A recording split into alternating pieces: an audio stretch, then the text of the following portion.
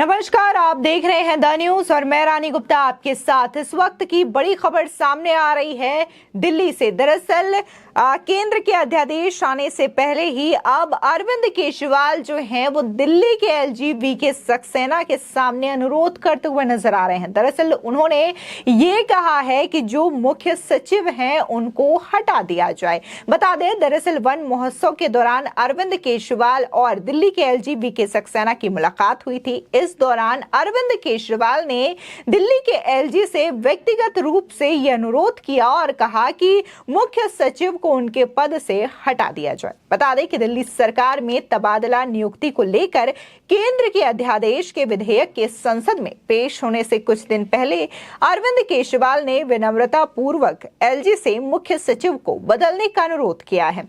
CM Kejriwal का अनुरोध राष्ट्रीय राजधानी सिविल सेवा प्राधिकरण की अगली बैठक को रोक दिए जाने के लिए एक दिन बाद आया है। बता दें, केंद्र के अध्यादेश की जगह लेने वाला विधेयक आने वाले हफ्ते में संसद के समक्ष रखा जाना है। वहीं दिल्ली में सेवा मामले पर केंद्र के विधेयक को संसद में पेश किए जाने की उम्मीद से कुछ दिन पहले वन महोत्सव समारोह में दिल्ली के एलजी वीके सक्सेना से मुलाकात के दौरान दिल्ली के सीएम अरविंद केजरीवाल ने उनसे दिल्ली की नौकरशाही में एक महत्वपूर्ण बदलाव लाने के लिए कहा है। बता दें, वहीं सरकार के सूत्रों ने ये कहा है कि उन्होंने उपराज्यपाल से मुख्य सचिव नरेश कुमार को बदलने का अनुरोध किया है। सक्सेना और केजरीवाल शनिवार को असोला भाटी वन महोत्सव में थे। सूत्रों के मुताबिक जहां दोनों एक दूसरे के प्रति बहुत ही सौहार्दपूर्ण थे। एक वरिष्ठ सरकारी अधिकारी ने कहा कि मुख्यमंत्री और एलजी के बीच G20 शिखर सम्मेलन से संबंधित कुछ फाइलों पर भी बातचीत हुई है।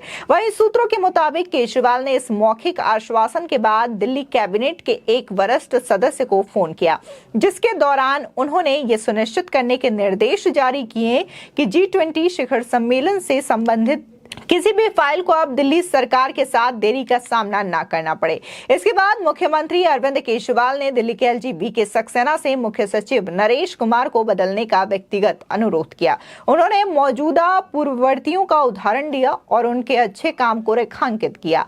अधिकारी ने कहा कि उपराज्यपाल ने उन्हें आश्वासन दिया था कि वो मामले पर गौर करेंगे। आपको बता दें, दरअसल सुप्रीम कोर्ट के 11 मई के फैसले के बाद दिल्ली सरकार के पास तबादला नियुक्ति का अधिकार आ जाने पर केजरीवाल सरकार ने मुख्य सचिव के पद से नरेश कुमार को हटाने का प्रस्ताव भी एलजी को भेजा था। मगर इसके कुछ दिन बाद ही दिल्ली को लेकर केंद्र का अध्यादेश आ गया था और उसके बाद देखने को मिला कि जो तमाम शक्तियां मिली थी अरविंद केजरीवाल को, वो एक बार फिर से केंद्र को ट्रांसफर हो जाती है और अब किसी भी पोस्टिंग और तबादले को लेकर के जो अंतिम फैसला है वो दिल्ली के एलजी का होगा। अब इसी मामले को लेकर के अरविंद केजरीवाल जो हैं वो पूरे विपक्ष से लगातार समर्थन मांगने में जुटे थे, जिस दौरान उन्होंने अखिलेश यादव से लेकर के उद्धव ठाकरे, शरद पवार, ममता बनर्जी और इसी के साथ ही तेलंगाना के सीएम समेत कई सारे लोगों से मुलाकात की और साथ ही कांग्रेस ने भी अब उन्हें समर्थन की बात कह दी है। वहीं कहा यह जा रहा है कि मॉनसून सत्र शुरू हो गया है और अगले हफ्ते में ही मोदी सरकार जो है इस अध्यादेश को विधेयक के तौर पर पेश कराएगी और इसे पास भी करवा लेगी। वहीं जब ये अध्यादेश लाया गया तब जो आम आदमी पार्टी की सरकार है एक बार फिर से सुप्रीम कोर्ट पहुंच जाती है और सुप्रीम कोर्ट में इसे रोकने की मांग करती है, जिसके बाद सुप्रीम कोर्ट ने इस पूरे मामले को संवैधानिक पीठ को ट्रांसफर कर दिया है। अब 5 जजों की बेंच इस पर अध्ययन कर रही है, सुनवाई करेगी। हालांकि अभी तक अध्यादेश को लेकर के सुप्रीम कोर्ट ने रोक नहीं लगाई है। यह अध्यादेश फिलहाल बरकरार है, लेकिन अगर अध्यादेश संसद में पास हो जाता है तो यहां से अरविंद केजरीवाल की मुश्किलें एक बार फिर से शुरू हो जाएंगी, क्योंकि अध्यादेश अगर पास होता है तो जो पूरी शक्तियां हैं ट्रांसफर पोस्टिंग की वो कहीं ना कहीं दिल्ली एलजी के पास होगी। जो फाइनल डिसीजन है वो एलजी के द्वारा ही लिया जाएगा। हालांकि इसमें एक कमेटी का गठन किया जाएगा जिसमें दिल्ली एलजी के अलावा कुछ और लोग शामिल होंगे और साथ ही दिल्ली के सीएम अरविंद केजरीवाल भी शामिल होंगे। लेकिन इस कमेटी का जो अंतिम फैसला है कि किसको पोस्टिंग दी जाए, किसको ट्रांसफर दिया जाए या किसको पद में बहाल किया जाए, ये तमाम जो फैसले हैं वो दिल्ली के एलजी वीके सक्सेना के द्वारा अंतिम रूप से मुहर लगाई जाएगी।